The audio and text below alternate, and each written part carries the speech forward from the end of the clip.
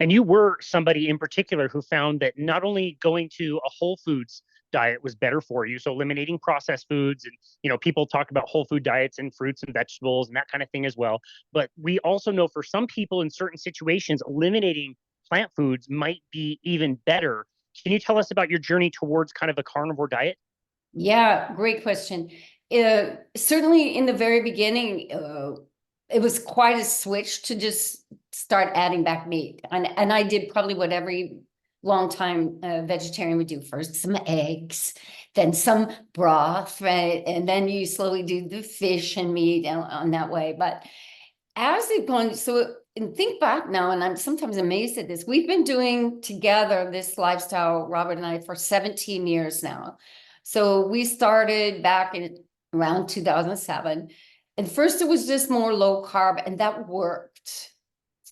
That made big changes for us, especially joint wise, eliminating that.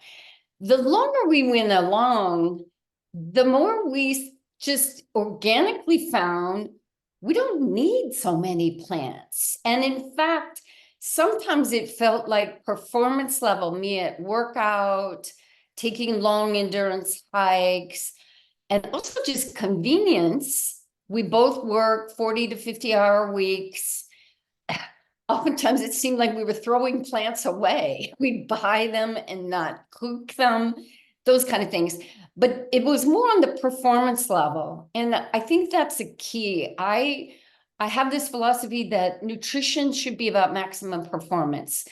It's not about a punishment or a reward, which is where nutrition often falls in the US. I can't have this because of I didn't work out, or I get to have my double latte because I walked 10,000 steps.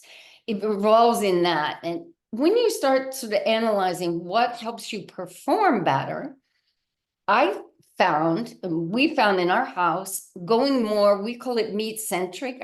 I wouldn't say we're now full-on carnivore. We do eggs, we both do some dairy, but fruits are pretty much a rarity. Plants, pretty much a rarity, but it evolved over that time. And it wasn't like we said all of a sudden, okay, you know what, we're doing carnivore now. It just kind of happened that way. Plus, I'm not shy about my age. I'm 66. I think from that moment of turning 60 on, the emphasis to get adequate protein was more prevalent. I did see, early in my 60s, like feeling like my muscle quality was diminishing a little bit. And while I had vigorous exercise program, I think I was pretty much under eating on protein. And I find the easiest way to up your protein is to go for the meat. It's an easy choice, whether you're doing ground, you don't have to always be doing ribeye steaks, but ground beef is great, whatever, lights your fire. That just seemed the easiest choice to up the protein a little bit and enhance the performance. Which then gave you more muscle mass, improved your bone density, improved your joints, and all of your health has been improving. You told us 2 years ago when we talked that at 64, you were feeling more amazing than you were 20 years previous. Are you still feeling even better and better? Totally on that. And my muscle quality has improved. My, scores in terms of, I was borderline right after my dance career with osteopenia, right?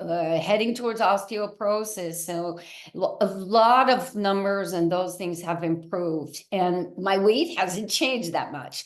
But, it's your body composition. And I think that women my age, we can really get busy with the scale. We can get busy with the calories, all those kind of things. But at the end of the day, it's really about your body composition. Wow. I did a free consultation with somebody just a few days ago. She was about your age. She's got some weight to lose. She had started kind of listening on low carbohydrate podcast and has already lost a few pounds, which is great. Just steadily like gaining 3 pounds a year, she said. Just little gain. Ended up doing really, really well. And as part of the consultation, I decided to ask her, like, imagine what your life could be. What, like an audacious goal of some kind. Like you're in your 60s, you still have tons of time left. What would you love to be able to do? And so I'm going to ask you the same thing. Like, what things are amazing that you absolutely love to do because you have taken care of your health in an unconventional way? I think it's continue to feel energized and working. Many people my age are retiring. They're like stopping doing what they want to do. They're thinking about taking more time off. I see this as, well, maybe I just hit my next prime of whatever. I want to feel, I'd like to, 10 years from now, you and I are back doing show number 800 and Absolutely. 8,000, whatever, saying, wow, I'm still excited about working. I still love my workouts. I still enjoy getting sunshine and being outdoors, and can do it with the vigor I have now.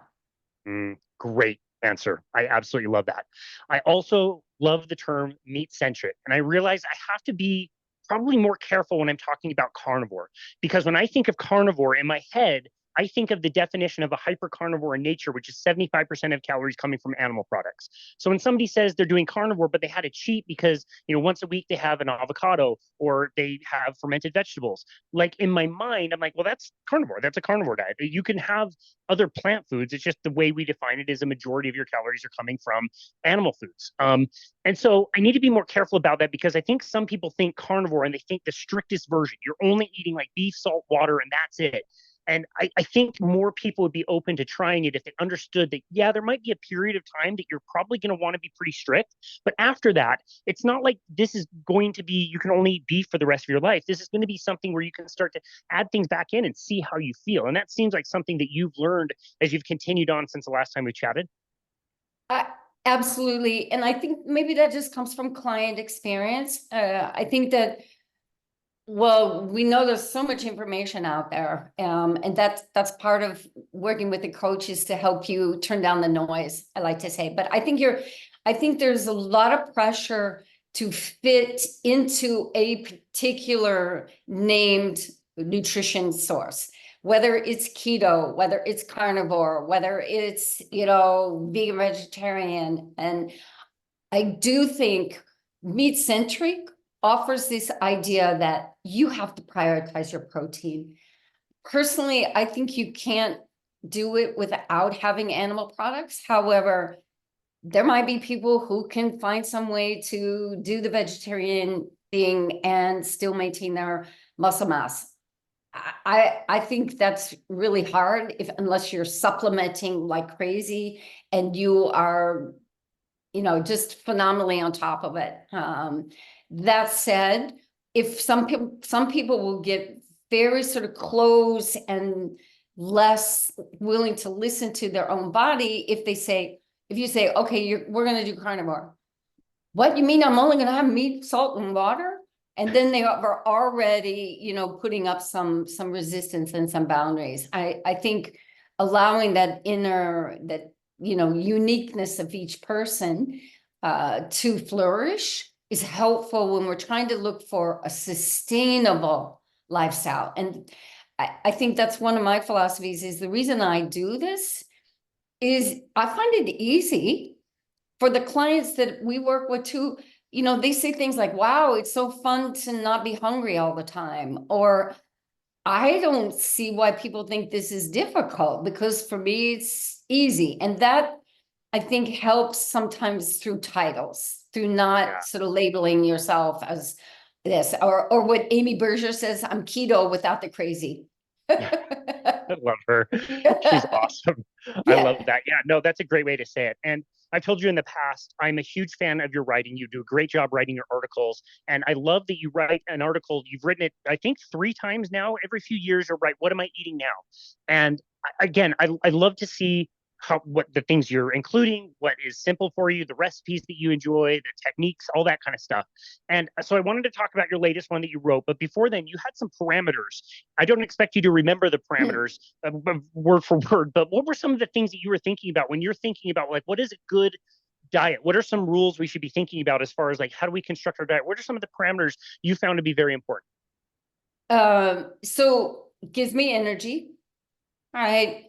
CTT levels are, right on spot. It should be easy to skip a meal. In other words, let's say you had breakfast and all of a sudden you're working and then all the time you go, okay, well, I'm ready for dinner now. That what we call fat adapted metabolic flexibility, whatever term you like to give to it. I think that you should be able to do your workouts with full out energy, in terms of that.